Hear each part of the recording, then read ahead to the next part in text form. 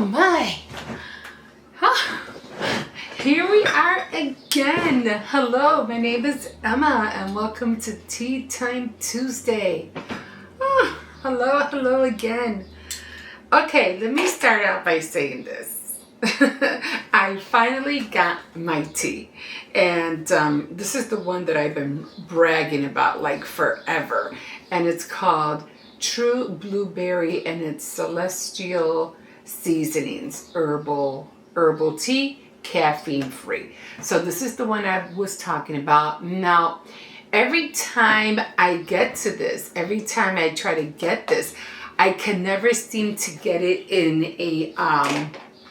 a single pack, especially at the stores. I always have to get them like in a variety pack, and that's the only way I can get them. So I was like, okay, fine, I'll do that way. I'll just, get the variety pack, and, I'll just end up drinking whatever's in there, plus these, which I would usually get like maybe 4 of them, but I said no, I want a whole box. I want a whole box for myself. So I said, you know what, I'm just gonna order it, and that's what I did. I ended up ordering it, and here it is. I'm so happy, so happy. So that's what we're drinking today.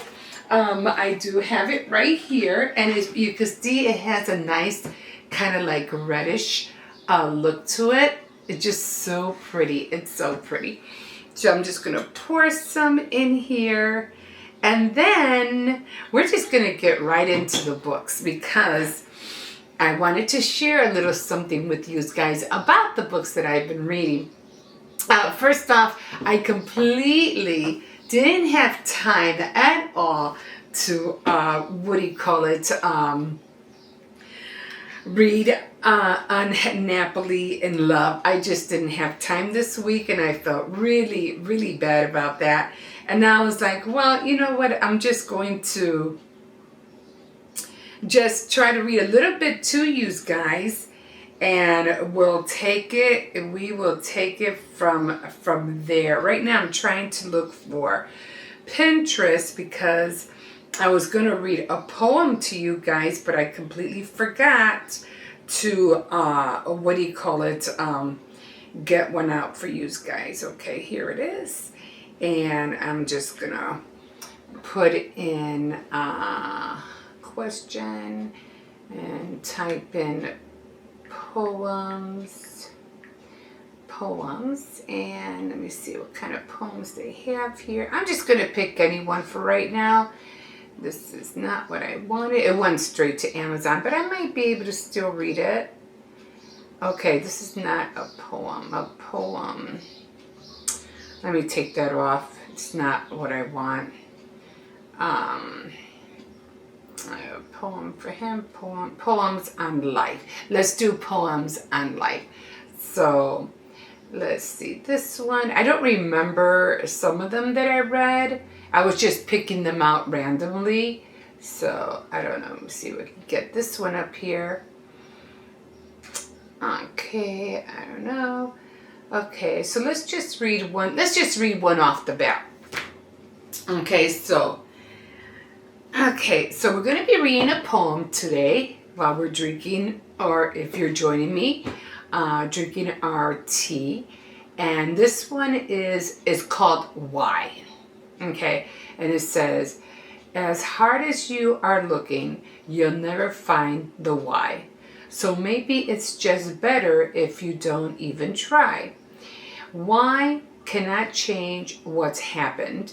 It can't undo what's done. It will not give you comfort or bring back anyone.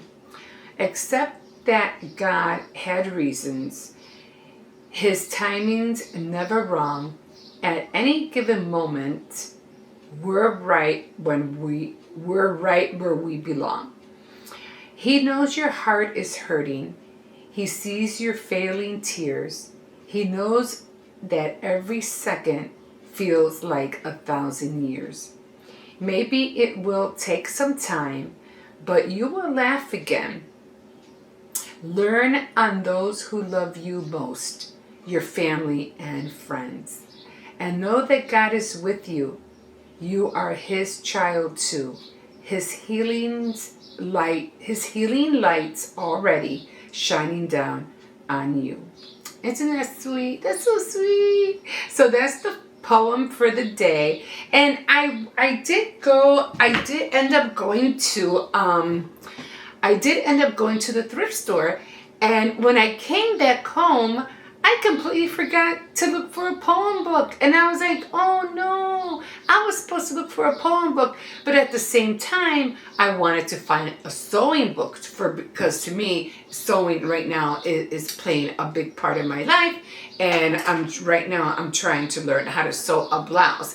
And it's coming along fine, but there's just a few, things that I feel like I have to relearn. Let me just take a quick sip of this.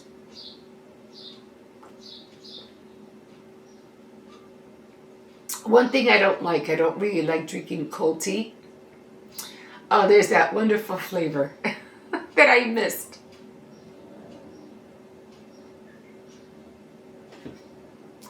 And these tea, you can really taste the flavor in them. That's what I like about it. I mean, you can really taste the blueberry in here. So I'm really happy about that.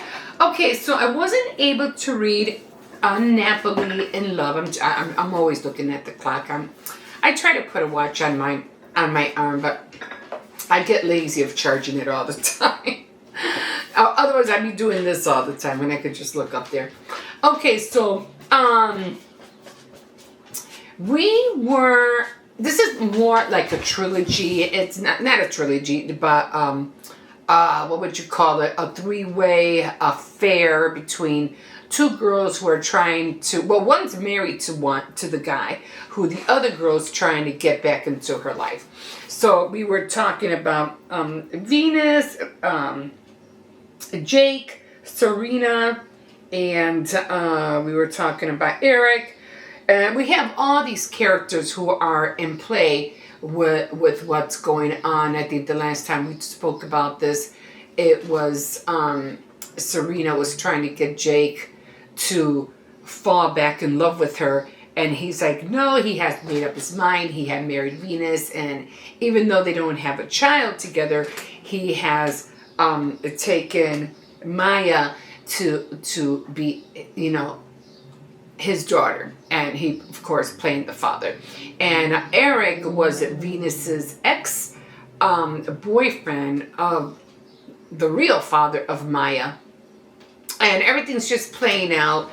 And we're trying to figure out what's going on, who's going to do what. And as far as Serena, she has a child, supposedly, and his name is Christopher. Again, we don't know if it's the latest boyfriend. I think his name was, I forgot the latest, Vince? No. The latest boyfriend that she had, or that came to see her. And he just, ended up stirring up trouble, ending up having Jake fight with him. So it could be his son, or Christopher could be Jake's son as well. So we really don't know. So I am on chapter, well, they don't have chapters here. They just have like titles. So right now we're, it says blame it on the boogie. And I'm just going to read a couple of pages, because I hate to leave you guys, standing, not knowing, where we're at on this book. So I'm just going to start. Once the doors swung open, the passengers moved towards the fresh air like laundry cattle finding fresh pasture. Once again, thank you for your patience, the same attendant announced. Her hand quivered as she handed the voucher to each customer as they exited the plane. A telling sign that she took the bomb threat seriously. The clamor of the job out the window, her line of work had changed drastically after 9/11. And Jake, wait, Serena hobbled up the ramp to catch up with him. Her feet had puffed too big for her platform high heels, boots, and they hadn't even left the ground. Where do you think you're going? To the hotel to wait, he answered. To a hotel to wait, he answered, as if they not spent the last few hours ignoring each other. Which hotel? They're all booked. He held out his smartphone confirmation for the Renaissance one night. A smirk rose on his face. His chest rose and fell in triumph. The airport was packed with people sitting and stretched out on every available space on the icky floor. It looked like a refuge camp. He strolled as if no one was in his way. Why do you hate me? He shook his head and kept walking. They must have left. They were on the plane. That's where she tried to get him to, she wanted some time alone with him. And she go, oh, this is the perfect time because I want to talk to you about something. So the bombing, I don't know when the bombing, or maybe it was turbulence or something she thought was happening because they were landing.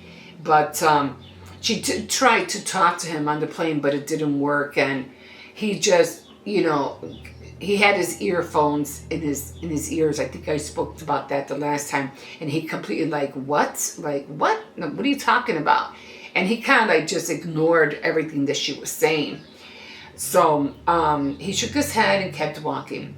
She sidestepped and used her muscular dancing legs to keep pace with him.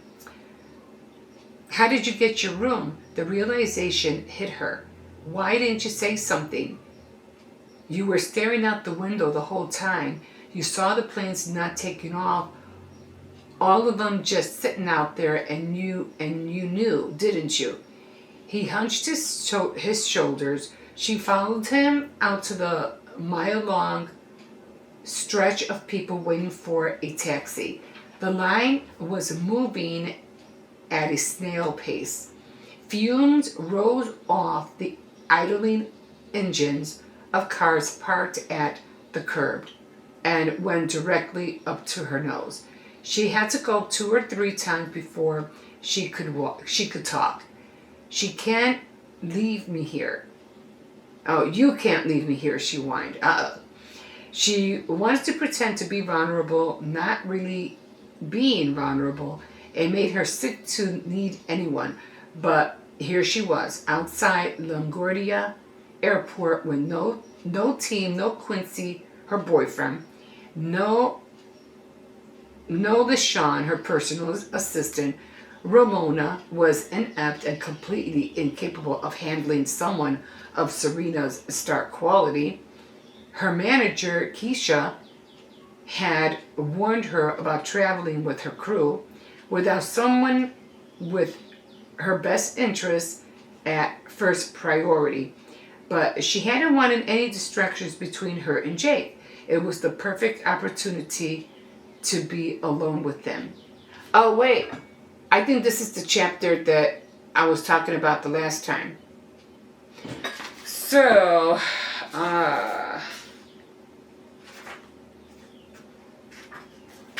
let's keep going. So, I can't believe you... Okay.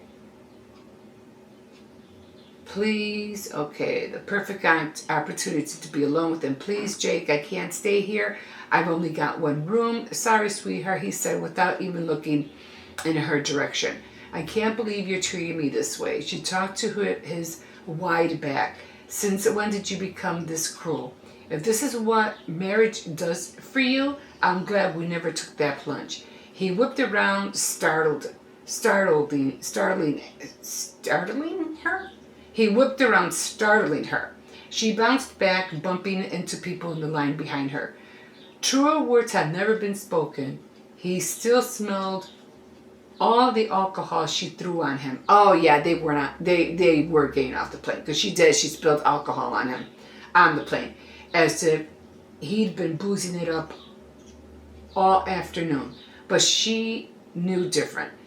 This was a sober man telling her exactly how he felt. You know what? F you, she yelled. I didn't want to say the whole word. And he turned and grabbed her, squeezing her arm to her side.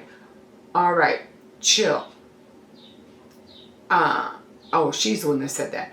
This crap will be posted on some gossip rag by sundown. Okay. So then he goes on. I'm trying to go under the light because I don't have light. He knew every single person within 2 feet had a camera phone, and they've just given a ridiculous show of epic proportion. She dropped her head against his chest. I'm sorry, I will never be happy until you forgive me. In that same instant, he let her go.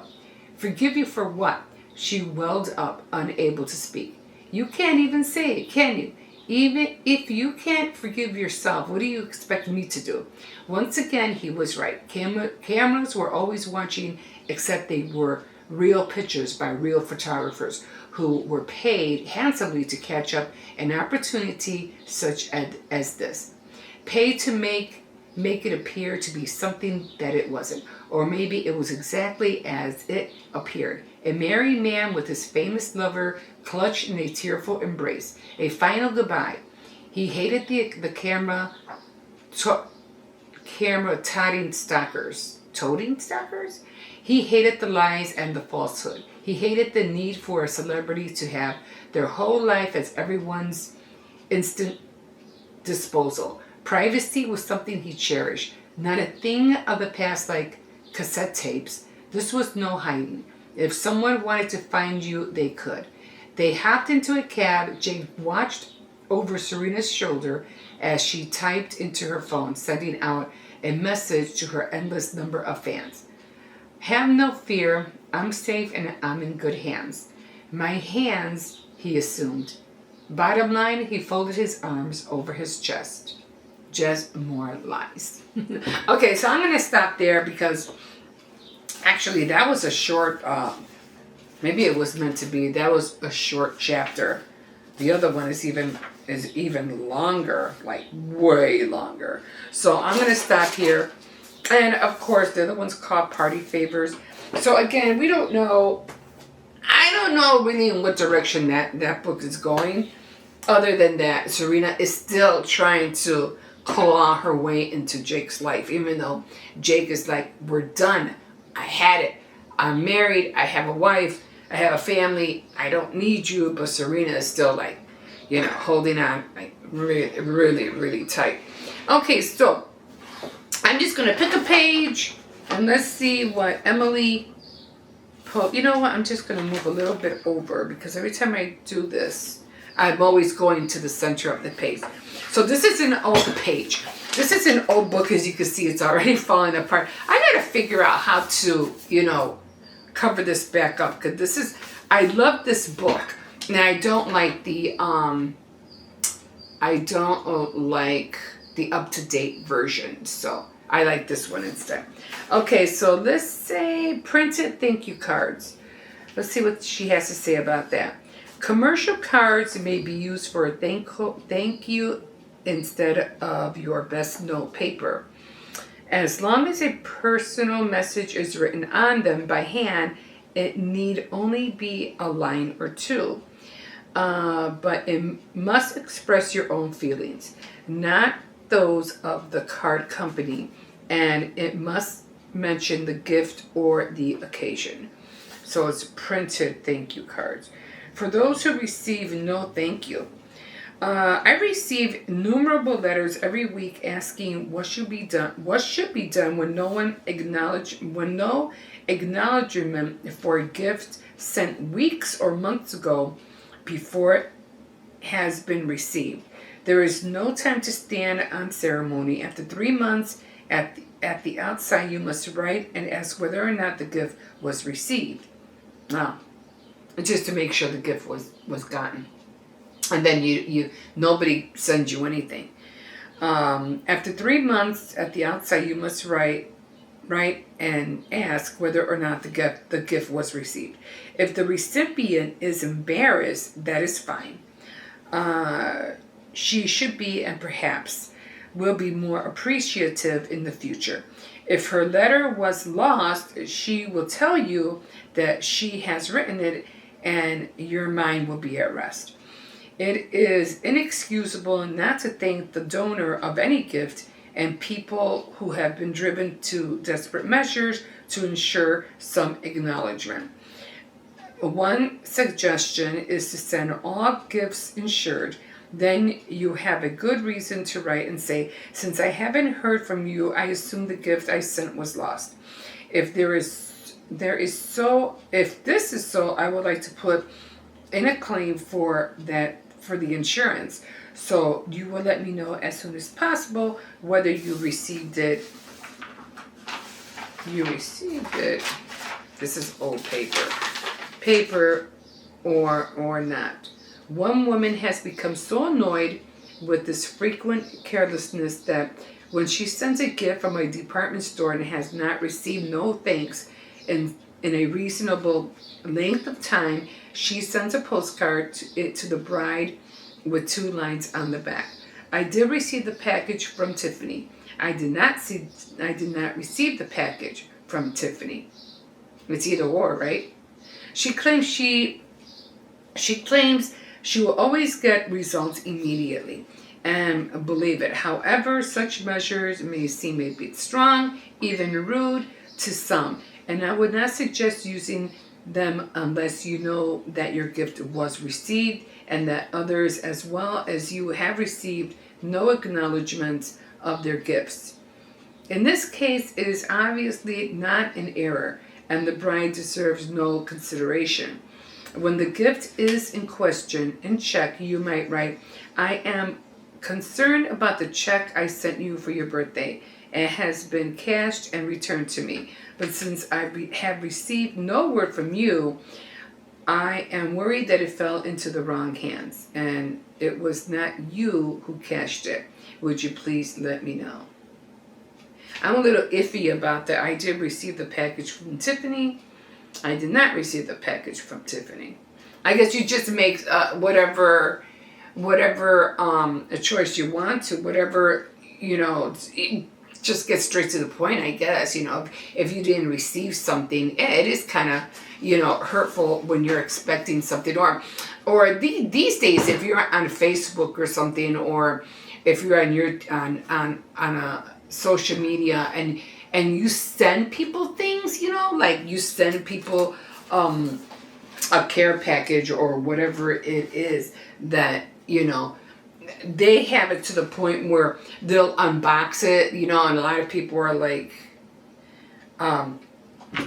they'll unbox it and they'll say, oh, I got this from so-and-so and I got this from so-and-so. And then when that person sees that, oh, I mailed you something too, and they didn't, it wasn't in the box or it wasn't open in front of everybody to see, that person will feel like, where's my card?